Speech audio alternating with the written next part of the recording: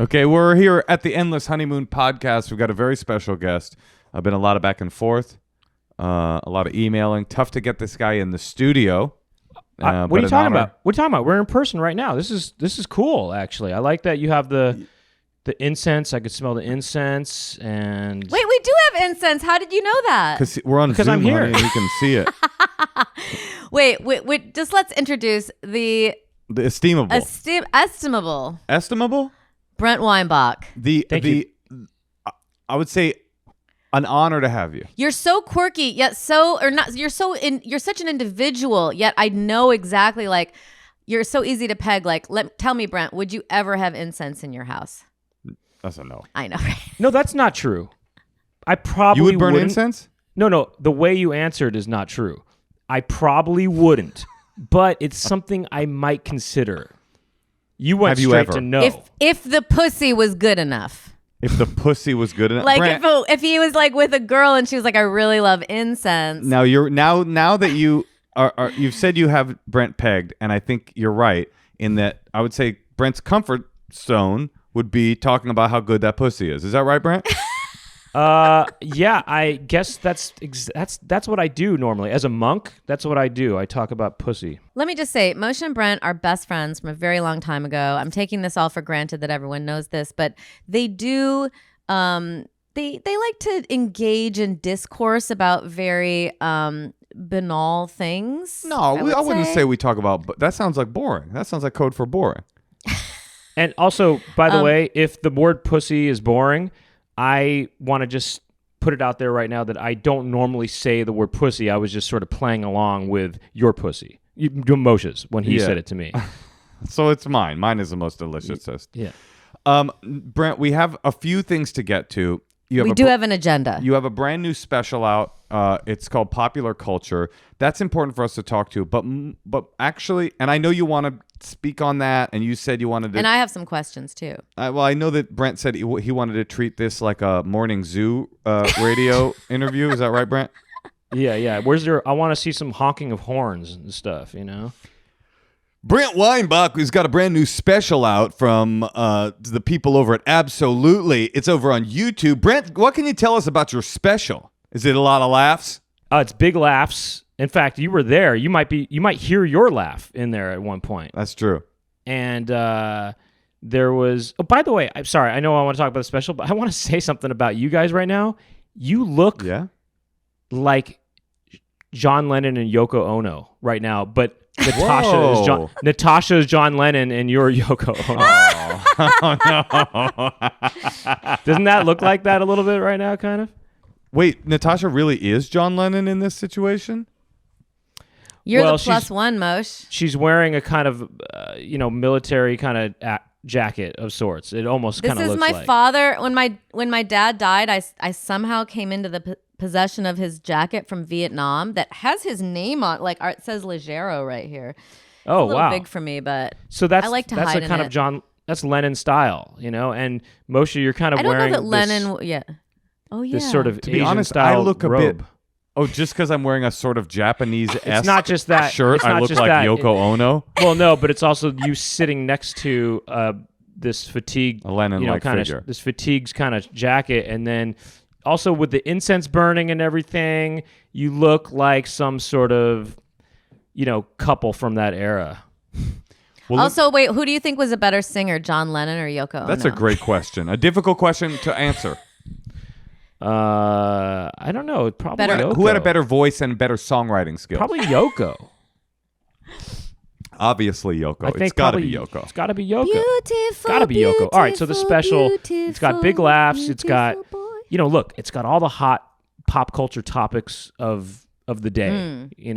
Why is it called Popular Culture? Michael Jackson. Okay, the king of pop. Yes. Okay, big. That's breaking. Cutting edge stuff. Mm-hmm. Elvis Presley. Right? The king of pop. They called Elvis the king of pop. And Michael Jackson, they called him the father of rock and roll. That's right. And then we have Arnold Schwarzenegger is involved. Mm-hmm. Okay, we got a lot of big names here. Now, Brent, The special's great. I was there. I will admit I was there. You're an incredibly innovative comedic performer. You really are, Brent. You're so funny. You're so interesting to watch. I love watching you. One of the great comics. So many people revere you. Yeah.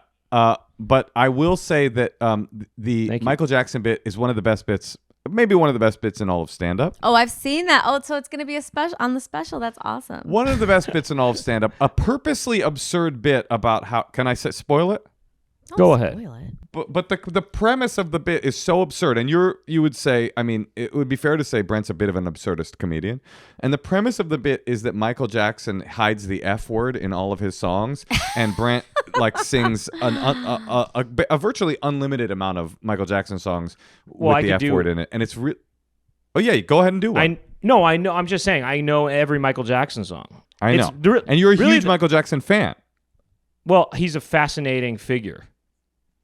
There's many. And let me say, I was looking at the YouTube comments, very positive. I was looking at the comments on Instagram, very positive. But then for his special or for the Michael Jackson bit that he put on Instagram. Oh, but then it seems like Michael Jackson Instagram caught a hold of this bit, like Jackson-gram. Oh, yeah. And I mean, my impression of like a diehard Michael Jackson fan, other than you, is like, you know, like a Brazilian or Ecuadorian 45-year-old with like 4 kids.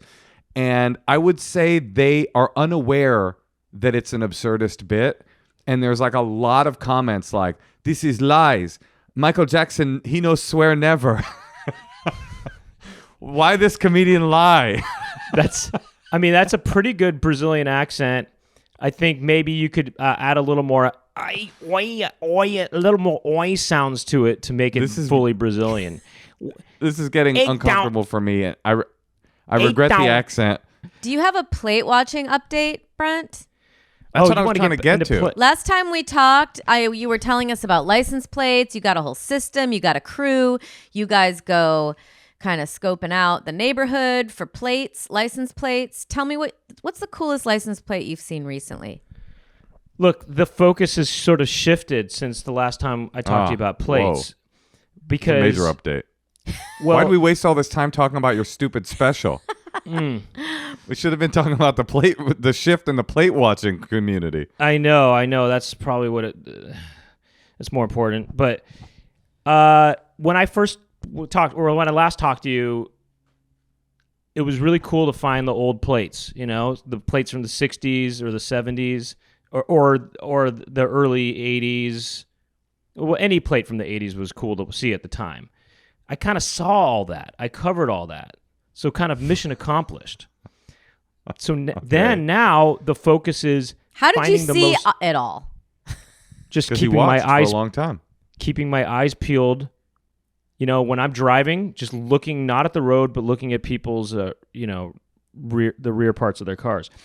To be honest, though, Brent doesn't have a cell phone, so him not looking at anything but license plates, you're kind of equal to all the other drivers who are looking at their phones. I wanted to relate to people who have cell phones, you know. I wanted to kind of feel one with the universe in that way. Sure. So, okay, I cut you off. So now the focus has shifted to, drumroll, please. Seeing the most recent plate. You know, the most... Don't you have to squint really hard? The newest plates. For the dates? Oh, right. You know that by the code. Yeah, by the number. So, you know, we're in the 9s right now, right? And we're getting very close. We're getting very close to when the code is going to run out and they're going to start a new code. And that's the first time they'll have made a new code in California since 1980. So it's going to be... It's probably going to happen next year. When they do that turnover next year, is the plate watching community going to get together and like have a party, like lose their virginity or something like that? You mean start talking about pussy? Yeah, that's right. That's what I mean. Finally, the focus will shift. They are going to. I'm sure they're going to be. I mean, everyone's already excited about it. Okay, everyone's just. There's a lot of anticipation here. I mean, this is 46 years in the making.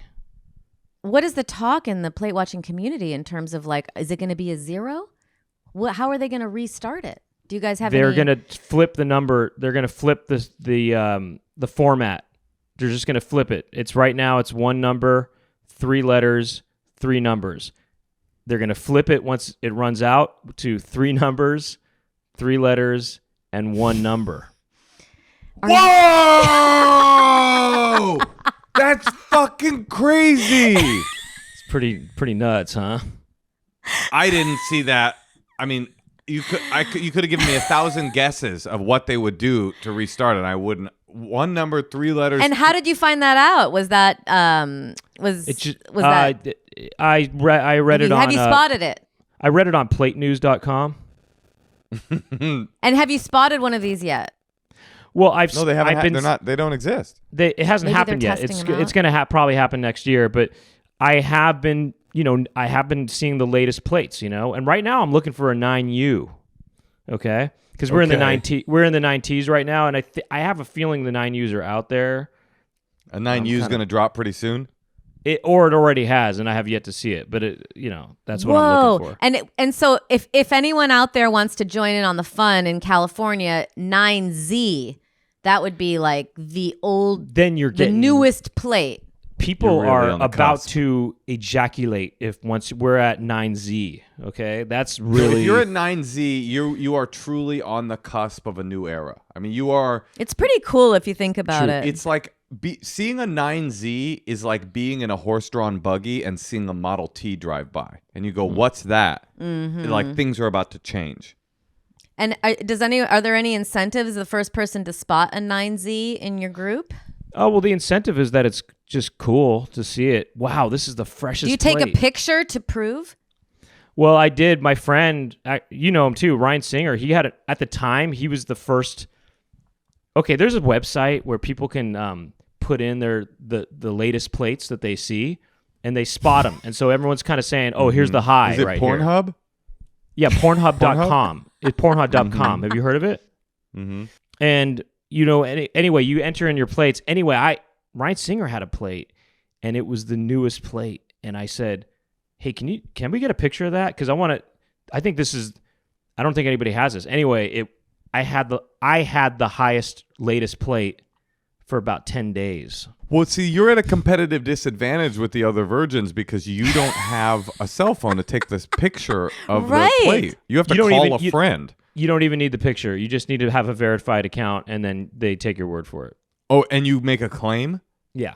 What would happen in the community if I got a verified account and I was like, fellas, I was in Westwood today and I saw a 9Z and everybody knew I was lying. Would they attack me? Yeah, I mean, they would do a whole Instant smear ban? camp. They do a smear campaign about you.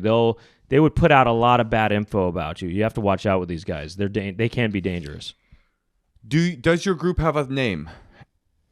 Well, my smaller group is the California Plate Watchers Association, the Plate Watchers Association of California. So that's our name, but what's the name of the whole community? Because I have an idea. Well, there's a idea? website called plates.cc, I think. You guys should call yourselves the DMV dogs. Yeah, or Dog MV, Dogs MV. Oh, Dog MV is a nice. Or I like dogs, that. or dogs. Yeah, Dogs MV. Well, listen, I think it's very cute. Hold on, Brent's not done with this riff. Okay. No, Dogs I've got what, Brent? Dogs miss vaginas. All right, see? It was worth it. Told you. Now, Brent, popular culture out on YouTube right now, where kids are loving it. I was there. It's an incredibly innovative and wild piece of comedy. What are you excited about? Tell us about it. I mean, I would like it. I want it to get as much reach as possible. Okay, and I'm trying to get those numbers up there. I want to take this thing to the White House. You want Trump to watch it? Yeah. Let me ask you a question. I do an impression. I do an party. impression of Donald Trump in the special. You do a Donald Trump impression? Well, let's see if I can get a little bit of it here. Lots of spiders. They got lots of spiders here. The big spiders. Lots of spiders. The big juicy spiders. The great spiders. Juicy, thick legs. They got thick legs. They got thick legs and big spiders. Hairy legs. Hairy. Something like that. I have a question about this impression. That was so good. I have a question. That was excellent. I have a question about this impression. Is Trump in this impression, is he hungry to eat spiders or is he horny to fuck spiders? Well, I thought he was scared of them, really. But Oh, he's scared. I actually kind of think sometimes one can confuse fear with hunger. Uh-huh. That's a wild take, Brent. But I'm glad we had you on the podcast to give it. Do you talk at all about the fact that you don't have a cell phone? No, I don't mention that. That's just I only save that for this podcast. Because you're the only person I know like that. That makes you a very unique individual because you are actually going through the world in a different way than other people our age. I heard Quentin Tarantino doesn't have a cellular phone. Okay. But I know you don't know it. That's good company. Do you do a Tarantino impression? Not really. Do you? Yeah, I do a spot on. I have a very eerily accurate Tarantino impression. Can we do it? No, I don't do it on the podcast. But I just want you to know I do. It's crazy. I mean, it's That's eerie. cool. Yeah, I won't That's do really it for cool. comedic effect. It's too close. No, that's really. I don't do it as a comedy thing. It's like private. And you're not trying to take it to the White House. No, now that I would do. I would do a screening of your special, Popular Culture, on YouTube and the audience is Donald Trump Jr., J.D. Vance, Kash Patel, and Condoleezza Rice. Condoleezza Rice, who is not a member of, in any way, the Trump administration, but I'm not saying she is. No, I know you're not. She's flown in. They let bygones be bygones for their mutual love of the comedy of Brent Weinbach. They put the past behind them. You got Dick Cheney, Liz Cheney, you got Josh Cheney, who is a comedian in the LA area. Triple threat. A true triple threat. The Cheney triple. The Cheney triplets. You got Adam Schiff. You got Schick Razors. You got Lalo Schifrin. Sure, you got Lalo Schifrin. You got Marina Schifrin, who worked on the My Comedy Central show Problematic. Yeah. You got Marjorie Taylor Greene. You got Tom Green, right? You have the color green. You've got Mr. Green from Clue. Sure. Yeah. In the Oval Office with the candlestick. You got the butcher, the baker, the candlestick maker. Okay. Mm-hmm. You have any guests at this screening? I don't know. I honestly I don't even know what this bit is, but you've got the wife. You have the wife, the thief, and her lover. His lover. Yeah, you got the cook, the thief, the wife, his lover. The thief, the wife, and his lover, her lover. You got Tie Me Up. You got Tie Me Down. You got Like Water for Chocolate. You got Chocolade, right? You've got Mi Familia. You've got Mi Familia. You got Edward James Olmos. You've got Stand James and Deliver. Peach. You got Stand and Deliver. You got Stand By Me. You've got Last Man Standing, starring Bruce Willis. You got. Have Willis from Different Strokes. Right. You got The Strokes, the rock and roll band The Strokes. You got Julian Casablanca, starring Humphrey Bogart. That woman that sold cocaine, Blanca something from Cocaine Cowboys. Well, you've got Blanca from Street Fighter 2. Sure you do. You got Ken. You got Ken Marino. You got the entire cast of The State. You got David and Reno Wayne. 911. Mm-hmm. You've got Wayne. You got Tom Lennon. You got John Lennon, and you got Yoko Ono, Moshe Kasher, and Natasha Leggero, the host of the Endless Honeymoon podcast. And I really think you're going to get Trump to listen to this. I think we're going to put out your thick, juicy spiders thing. DT's going to retweet you, repost it. It's going to be awesome. You are going to make it to the White House with your special. Well, I just want to give him an impression that he'll finally like, because he always complains about all these impressions of him. And I want to give him something that he'll finally be satisfied with. You made me like him. Yeah. No, we're both Trump supporters now because of your special. Tell me what to say as Trump, and I'll say it, and to make you maybe something that you would like, that would really like. What would you want him to say that would really kind of make you feel good. I've had a real shift on climate change. I'm going to keep going with the culture war stuff, but I'm dropping the climate stuff, and we're gonna start the Green New Deal. Let's see, lots of spiders. So that's my access phrase. Is lots of spiders. Oh, okay? he always is. It always Well, starts it's with for spiders. me. That's the access phrase. I've completely shifted my stance on global warming, climate change. We're gonna do a lot to protect the Mother Earth, but still, I stand by all this woke stuff. No woke stuff. Just pure planet protection. We got a great planet. We want to keep it that way. So electric vehicles, we're going to do what we can do. I don't know. It's starting to sound like a Jewish, woman I loved from him. He was awesome. New York or something like that, We're going to drink our coffee. We're going to talk about the planet. Captain Planet. I think it's possible. Water, earth, fire, heart. Heart? Yeah, this Trump has a heart.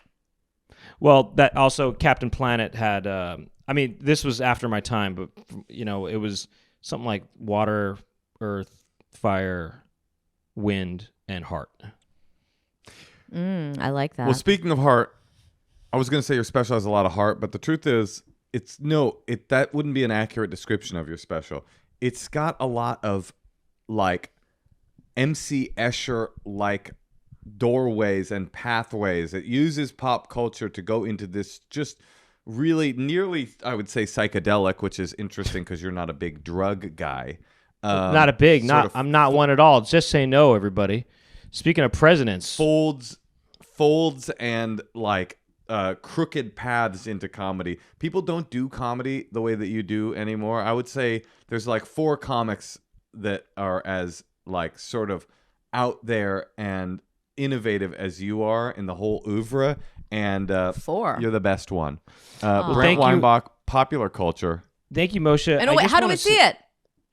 Well, it's on YouTube, and it's basically free, although I say that you can think of it as a sort of sliding scale, and you can pay what you want or whatever works for you.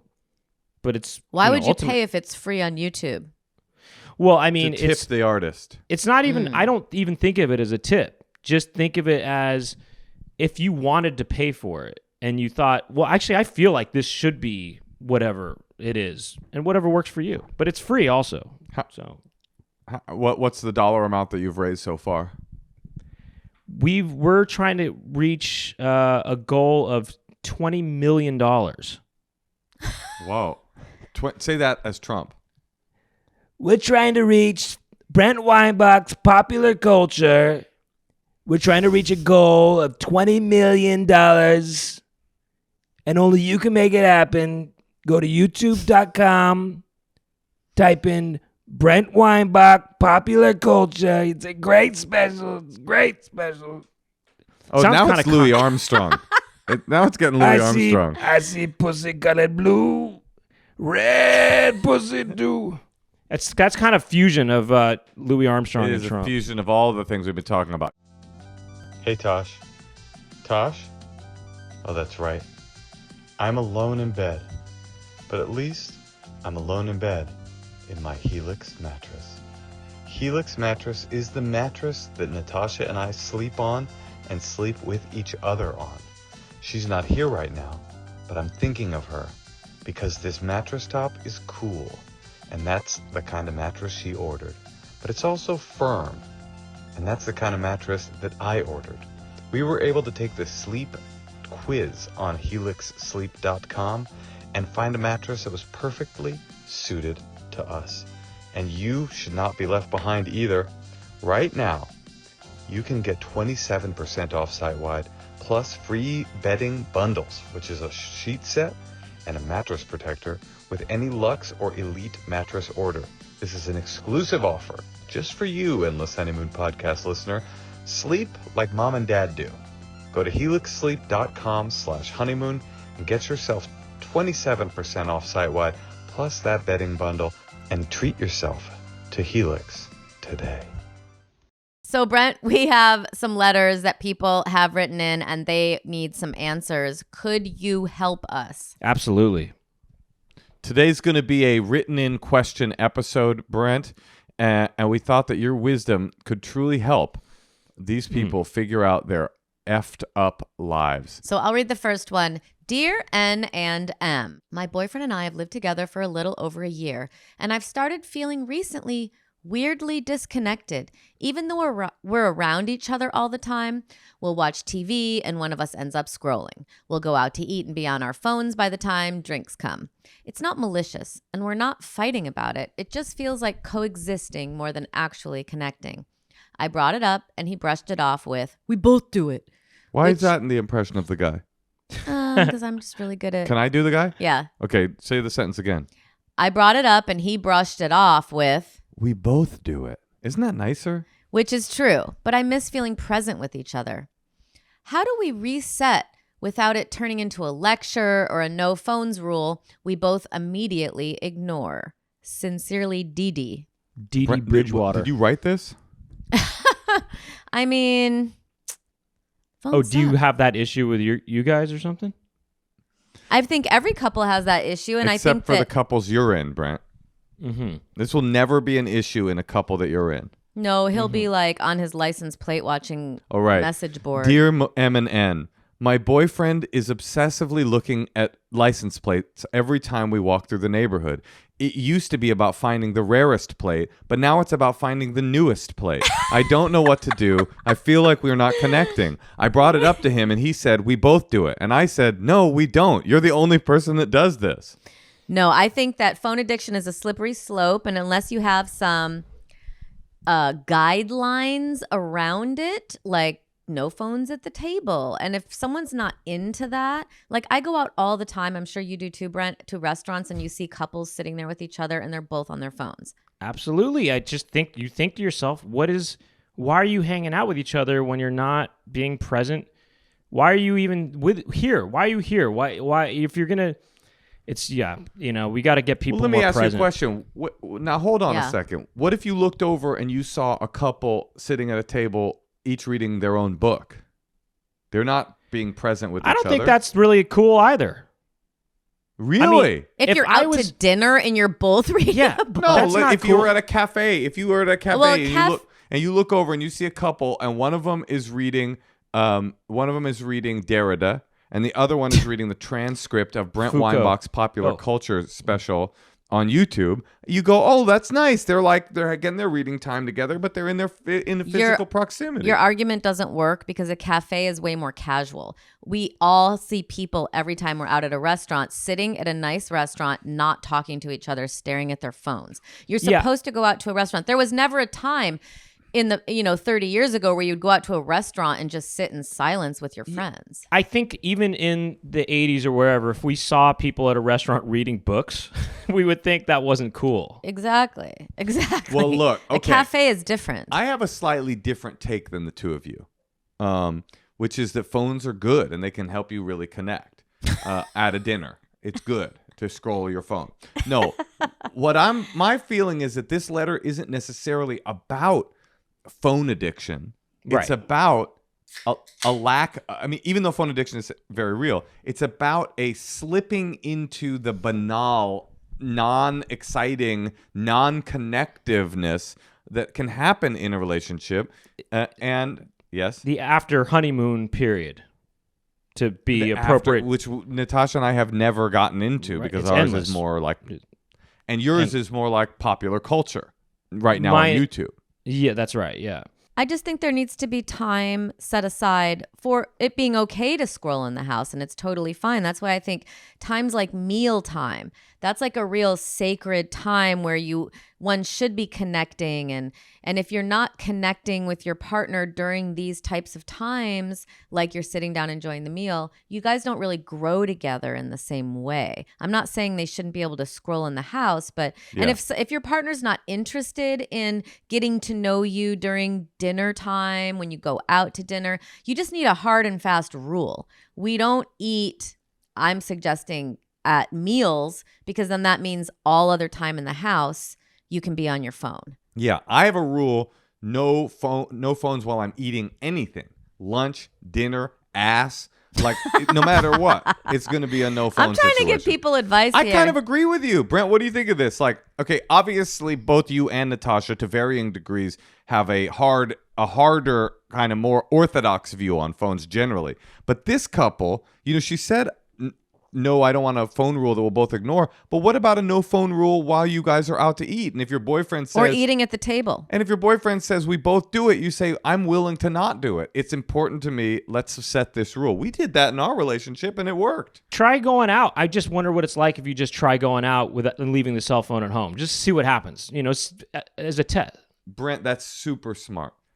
Rather than say we have a new rule, no phones while we eat, you have a new experiment. You bring it up like it's something fun. Let's go out to eat and leave our phones at home. Instead of saying let's bring our phones and attempt to not use them, let's set up a fun thing for ourselves where we go out, no phones. Well, the problem... Raw dogging the world. The problem also becomes the average person is not as interesting as endlessly scrolling anything you want on your phone. It's like you got to kind of like connect and bring it and come up with things to say and questions to ask and deeper understanding with each other. I mean, it's a totally different activity than mindlessly scrolling through new genres of like, but what were you showing me the other day? Like autistic girls in bikinis or something? No, that was Down syndrome. And there was an update on it. Well, all of a sudden, Brett, did you hear about this? You're not on the internet, but all of a sudden there was in my algorithm, and I know people always, whenever you bring up something in your algorithm, they go, well, what'd you do to bring it to your algorithm? You must have been looking. I swear to God, I wasn't. All of a sudden there was all these like seductive, like scantily clad girls with Down syndrome saying, just because I have Downs, does that mean you wouldn't do it? Or it was crazy. It was like, where did this...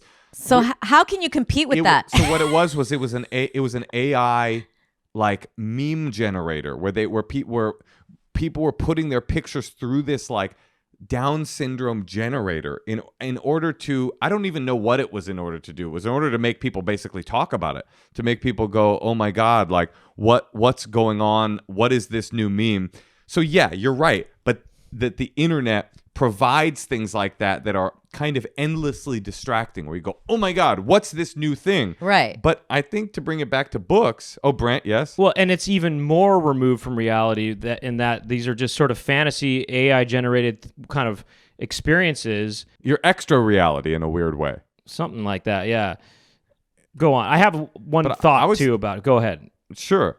I was going to bring it back to books. It's very similar. Like, it's a lot easier to passively scroll your phone or watch TV than to read a book.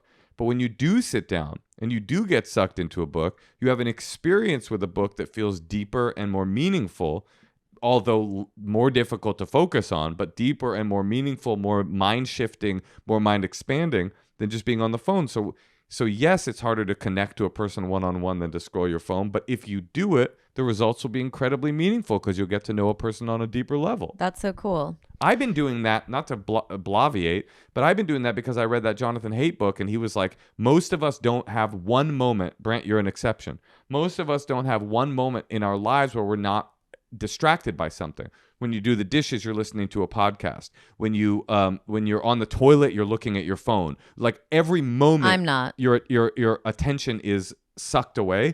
And so since I read that thing, when I go on walks, I've been leaving my phone at home on purpose so that I can just experience like the sounds of nature or the sounds of the city, just so I can have an experience that is calm and maybe not as seductive, but more meaningful. And yet we still, even without all these distractions, we still can distract ourselves in our head too. I mean, I'll be sitting on the toilet and I'm thinking about lots of things, I mean, I don't have about anything. Big hairy spiders, right? Yeah, I'm thinking of juicy spiders, hairy ones. But I'm not.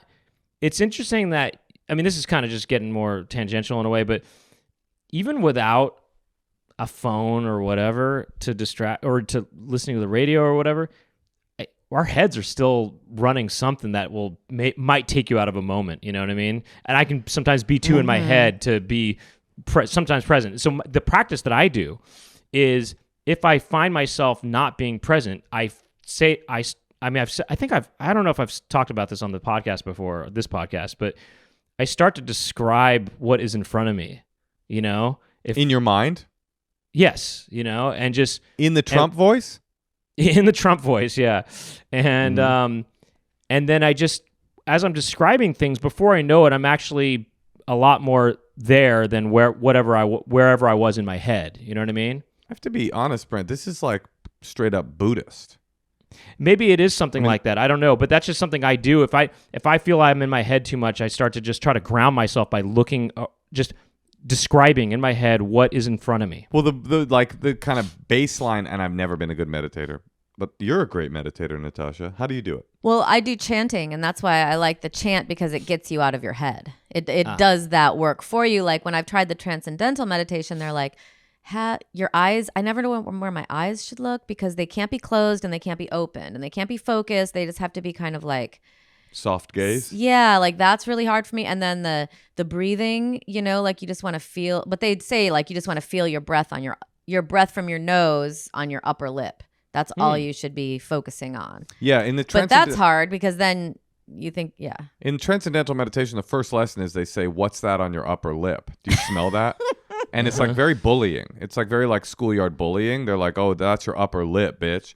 And that's sort of how they get you out of your ego. It's like ego death. No, but right, meditation is basically you breathe in and then you breathe out. You focus on your breath.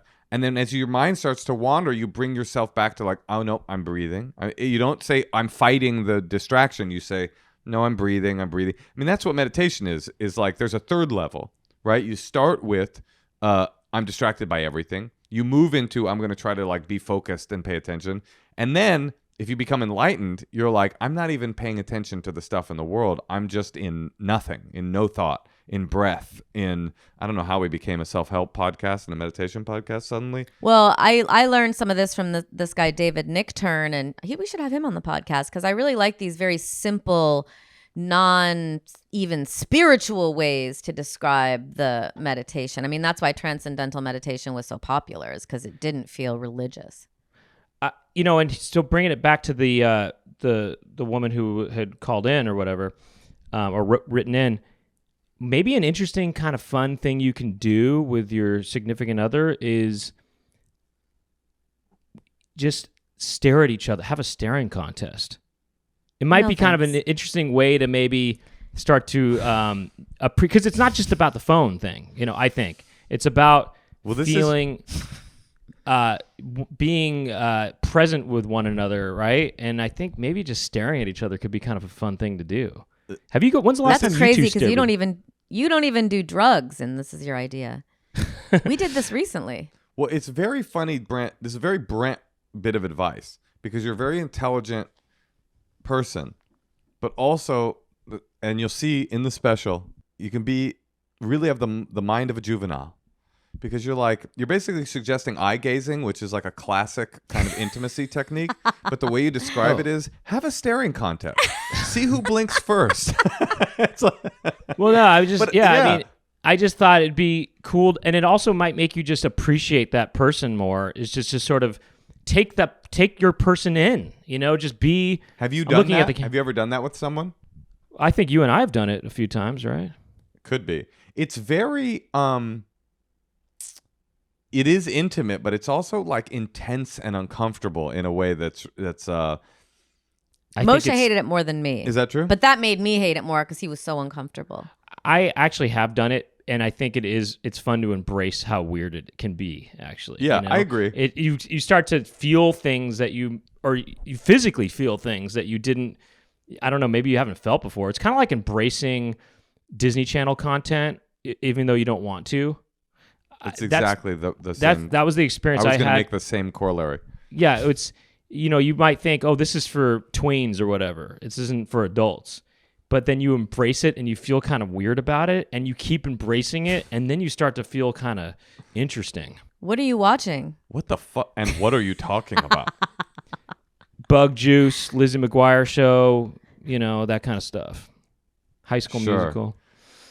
But I'm not sure how much of this is applicable to the caller, but I did like what you're saying. Like, what about, it sounds like what you're really saying is, what about, rather than just leave your phones at home, leave your phones at home and go on a intimacy finding, like make your dates intentional. Make them more intense than you're ready for. So many people, and the phones have exacerbated this so much. Exacerbated. And it's just rude. Like I was at an event the other night, and when they brought up, it was Miranda July, but when the guy brought her up, he like read it off his phone.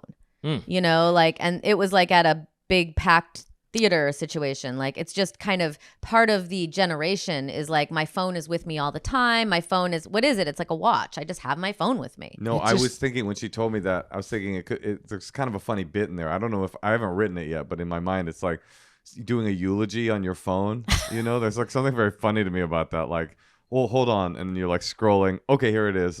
I got it on Snap. My grandfather, you know, moved here, came through Ellis Island in 1922. There's something tacky, obscene about it. Almost even in the realm of obscene.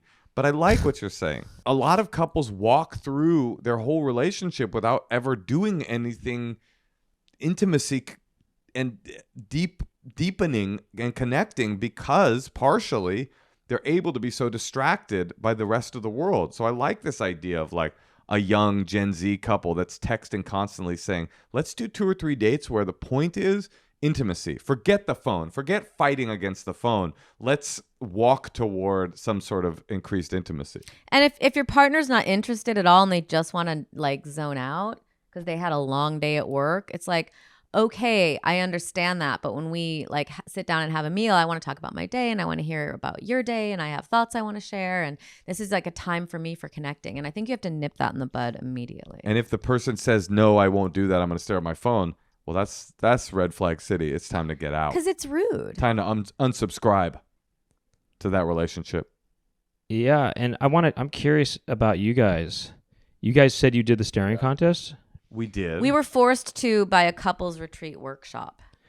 I'm really curious though. What was that like? How was the staring contest? You said it made you feel uncomfortable. Moshe more than Natasha. It wasn't a staring contest. Yeah, we didn't. No, I know it's not a staring contest, but I mean, you had to just stare at each other for a period of time. I mean, it was kind of classic hippie shit, right? It was a full minute or 90 seconds of unbroken eye gazing, and we did it. And you know, did I feel more intimately connected to Natasha because of it? Well, I guess in a way, yes, because I was willing to do the staring.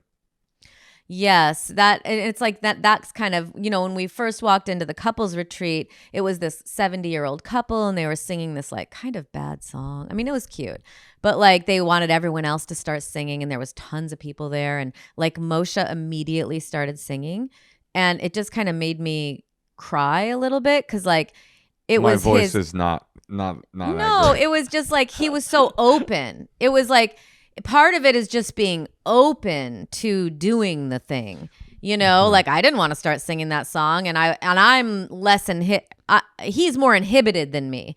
What was the song? Was it Mary Had a Little Lamb? Or something he was no, making. It was All You Need Is Love. It was. Yeah, it was all we were saying is give peace a chance, and we were like lying there, and I was like. I just went for it. I was like, "Are we all saying?" That's Yoko. Yeah. Okay. Yeah. Okay, something like that. Well, listen, I just like the openness of it and being open to energy. Yeah. I mean, I was very similar to what you were saying, Brent, which is like, even though it's awkward, you embrace the awkwardness. When we went to the couples retreat, I was like, I might as well give it the full singing treatment because I'm here. What am I going to pay the money to go on the retreat and then be cool in the back of the room? What's the point? Right. So you kind of you were doing it to get your money's worth. You kind of went full on feeling cringy about stuff you were doing because you felt like that was the part of the experience. I almost was like, forget it even being cringe. Let's just go for it. Let's dive into the experience. Yeah, that's Brent, cool. I have a question. If you could get 50 million views on your new special and it changed your career in a really seismic and fundamental way, would you do a sincere, give yourself to it, therapeutic couples retreat with me as a friend? And you have to like do eye gazing and no bits. He would love this. No bits. You got to really give it your all in sincerity, a full bore sincerity about our friendship. Why would I not do this? I don't know. It's kind of like... This is his dream, a bunch of uninterrupted Moshe time. I thought you were like, you didn't like things like, therapy stuff and like intimacy workshop stuff. This sounds different. This sounds more like a I don't know. This sounds kind of more fun. This seems like just like a fun bonding thing. With prices going up on just about everything lately, being smart with your money isn't just a good idea, it is essential. But how do you manage your subscriptions? All those stupid things that we're forced to sign up to finish reading an article. That is why there's Rocket Money. Rocket Money is a personal finance app that helps find and cancels your unwanted subscriptions, monitors your spending, and helps lower your bills so you can grow your savings. You can see all of your subscriptions in one place and know exactly where your money is going. And then for the ones you don't want anymore, Rocket Money can help you cancel them. Rocket Money's dashboard gives you a clear view of your expenses across all of your accounts. I love that. I need to have things laid out in front of me in a visual way so that I can understand, because I'm an artist and I don't get money. That is why there is Rocket Money. Rocket Money will even try to negotiate lower bills for you. They automatically scan your bills to find opportunities to save. Then you can ask them to negotiate for you. They'll deal with customer service so you don't have to. I mean, this is worth the subscription alone. Rocket Money has over 5 million users and has saved a total of $500 million for people in canceled subscriptions. So listen, cancel your unwanted subscriptions today and reach your financial goals faster with Rocket Money. It's interesting, Brent, because I feel like I'm learning something new about you after, 25 years of friendship, that you're more open-minded to like a kind of hippie connectivity, self-improvement through the lens of like hippie stuff situation than you would be if that same situation was like through Had a doctorate. was trained in any way. Well, there's probably there's some overlap probably with a lot of things, but look, I'm not a hippie. I'm not about hippie culture. You know me, I'm straight-laced and I have a cop mentality. You know what I mean? I'm about rules. But I think it'd be fun to do some of these exercises just for the fun of it, I mean, doing weird. Sometimes I put myself in uncomfortable. I mean, I do things that are uncomfortable just to feel, to grow in some kind of way. Do you remember that one time we were in Monterey that we're doing shows? We were doing some shows down there. Anyways, when we lived in the Bay Area. Me and you, Brent? Well, Moshe and me, but I wish you were there. But this was actually before you two were together. This was a long time ago. Anyway, we were walking around Monterey, and then there was these old ladies that we saw that were dancing around in this sort of outdoor area to this kind of guy who almost looked like a magician, and he was playing a Casio keyboard. Well, he wasn't. No, I mean, I'm really making it sound. It was a little more elevated than that. But he had this keyboard and he was playing saxophone and stuff along with these beats that were programmed into the Casio keyboard thing. It wasn't a Casio keyboard, but it was a little more professional than that. But it was this one-man band, and there was something about it that seemed, pretty kitschy and funny, and these old ladies were all dancing around to it. And I don't know if it was a dare or what, but I thought, what if I just started dancing with these ladies, in this scene? And, it's kind of embarrassing, but I did it. And there's something about that felt like, I don't know, I grew a little bit doing that. You know what I mean? Grew outside of your comfort zone. Comfort zone, yeah. It's like yourself open. Oh, I think what it is too, though, is it's not, I think doing stuff like that, it makes, I felt like maybe it helps with comedy too, in a way, just to sort of do things that are maybe, you might look like a total idiot, but it makes you willing to do things, it allows you to just do daring things on stage, maybe, or something like that, or be, I don't know. Well, you have to be, if you're going to be a fool, you have to be willing to look like a fool. And I will say this, you've never looked like a bigger fool than in popular culture, available now on YouTube. I mean, if you want to see a fool, if you want to see a straight fool, Watch that special. No, but to be honest, I think there is some truth to like, you have to be able to crack yourself open and look silly. Because if you take yourself too seriously, it's impossible to be a kind of weird clown. There was that one time we were in Hollywood shooting videos. Remember that? With Alex Cole, and there was this guy who had a circle of people around him. He was trying to do some performing thing, and then I kind of just went in there with this cane and started doing this ridiculous thing, and that was another growing moment. Do you remember that? I don't know. You're saying for you, one of the biggest moments of spiritual growth is when you're able to do something outrageous and embarrassing, and it kind of opens you up a little bit further. Something like that. But I don't. I buy that. I also don't want to encourage people to act like idiots in public because that can be obnoxious. Oh, I bomb in public all the time. I'm like always trying to make the cleaner laugh. I'm trying to like make it's like a constant thing where people are like not, because I realize comedians, they like to, the way that we communicate with each other is to joke around.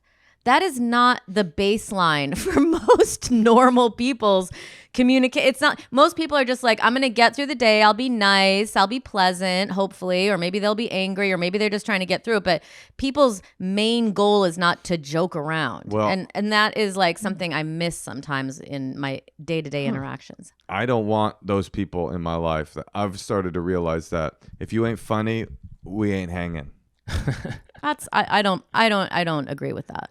You can't disagree because it's. What if they laugh at you? That's funny. That means you're funny. Okay. I mean, if you don't have to make the joke, but you got to laugh at the joke. If you don't have a sense of humor, I can't. I just can't. I can't be around you. It's not. You're not. It's not happening for us. Uh-huh. Yeah. No, I love laughter and I love funny stuff, and that's usually my bonding point for most of my relationships with people in general. Is. Well, here's a bonding point that a writer, a listener wrote in. She says, "Hi, my husband and I have been married for 4 years and are monogamous. I am bisexual and my friend is bi-curious. Recently, she asked me if I would have sex with her while her boyfriend watched." Fun friend set. This is a fun group. She has also shared with me that her boyfriend gave her an STD. Not so fun. Now, you ready for some subtle homophobia, Brent? She also shared with me that her boyfriend gave her an STD because he is bisexual and sleeps with other men. Well, no, he gave her an STD because he was sleeping with someone else. Well, it's not how she put it. She goes, he gave her an STD because he is bisexual and sleeps with other men. He could be sleeping with other women. They have STDs too. But wait, what are you talking about though? What are you talking about? It's not homophobic. STDs are only spread through gay relations, right? That's right, Brent. Very good. A great point. My question is, how do I politely turn down her proposition without shaming her or being judgmental when she already knows my husband wouldn't have a problem if we were just being experimental, and she also said that her boyfriend wouldn't need to be there if I felt uncomfortable with it? I feel like I'm in a difficult place because I can't say, oh, my husband wouldn't feel comfortable, and I can't say I would be uncomfortable. Thank you. Your podcast rules, Amanda. I'm a little confused about all these pairings. Just say no. But I think I know the solution already. Go ahead. What? Her concern is the STD stuff, right? That's the issue mainly? Yeah, but can I? Okay, go ahead. I want to hear your take, but there's a giant glaring problem in this whole thing. Well, I just think the easy thing to do if it's just STDs, just everybody get tested and that's it. You know, I mean that's it. No, he's got one. Oh, he definitely has it. Oh, he has it for sure. He has one. That's funny. You thought that the letter was like, I feel that he probably has STDs because he's bisexual. Something like that. Yeah, I don't know. I kind of misheard that. I guess. The weird part of this whole letter is that the person's only asking them to have sex while the boyfriend watches. Oh, the STD boyfriend? What's a... Yeah, I'll just let STD boyfriend watch. No big whoop. It sounds like she's not attracted to her bi-curious coworker or friend. I know this is a lot of Gen Z blathering in order to say I don't want to fuck my friend. But what's really interesting is she actually feels guilty because they're both bisexual and bi-curious from turning down her friend, and you should be able to turn anyone down. Right. It doesn't mean you're like not open. It just means you're not into it. Just because you're bi doesn't mean you have to fuck your bi friend. I think that's an important lesson. I thought maybe her concern, this is what I think it was that because the boyfriend has an STD, she was concerned that her friend had one too from him. I think you're on to something, Brent. You're a genius. And I don't think the girl should mention the STD buzz around their friend set when she turns down her girlfriend. This is so easy, though. Why is everybody so afraid of just saying the easiest thing? Just say, oh, I don't think I want to do that. I think it might be weird for our friendship. That's You it. don't have to say, I'm uncomfortable and my husband's uncomfortable, and then your bi friend is like, but wait, according to the rules of your polyamory triad in your situation, you should technically be allowed to fuck me while my boyfriend watches. You just say, oh, no, I don't think I want to do that. I think it would just be Is it weird. my STD? Yeah, it's the STD. Well, your boyfriend's bisexual, which means he has STDs, and I can't do it. Yeah, I think this is easy, but I do think you're onto something, Moshe. Less telling people every single thing you think of. Right. In Less general, rock, in more life. talk. Less less talk, more talk. rock. Well, I meant more talk in that, more communication, just be more communicative, No, I'm saying they should be less Yeah, communicative. we're actually suggesting the opposite. Oh, Less okay, all right. communication. Okay, then more Make rock. up a small white lie. Brent, We love you. We are so excited for popular culture. for popular culture. I'm so excited. You've seen it, Moshe. I've already I haven't seen it I haven't twice. seen it because you were there live. I saw both tapings. Actually, wait, did you see, you didn't see the, did you see the shot product? No, I haven't seen the finished product, but I do feel like Not that I think you need to or anything. You were there twice. But I just there was twice. curious. Can I say this well, about it? listen. Yes. I just want to say that Moshe made it sound very cerebral earlier, talking about Escher and all that stuff. And I want to say that there is an intelligence to it, but it also is he also mentioned juvenile earlier. And I just want to say, in case it sounded too Silly. heady, it is very silly. It's a very silly, and That's what makes you so great. You have this amazing combination of being, super cerebral, but then also you're not afraid to be extremely silly. And I would say a third thing. The combination of the cerebral and the juvenile and the silly and the smart is the third element is it's really, really raw funny. It's like very hard-hitting, explosive kind of laughter producing. It is dumb. It is smart. It is hilarious. It is popular culture. And I would say I lean more towards the dumb kind of pure, just that kind of stuff than the cerebral stuff. Though it is, it's there too. But I think what I'm trying to say find is, out for yourself. Yeah, find out for yourself. Yeah. Go on YouTube. Check out popular culture. Check out Brent Weinbach. Brent, as always, a true pleasure. Keep watching those plates, girl. Thanks for having me. Thanks for having me, girl and girls.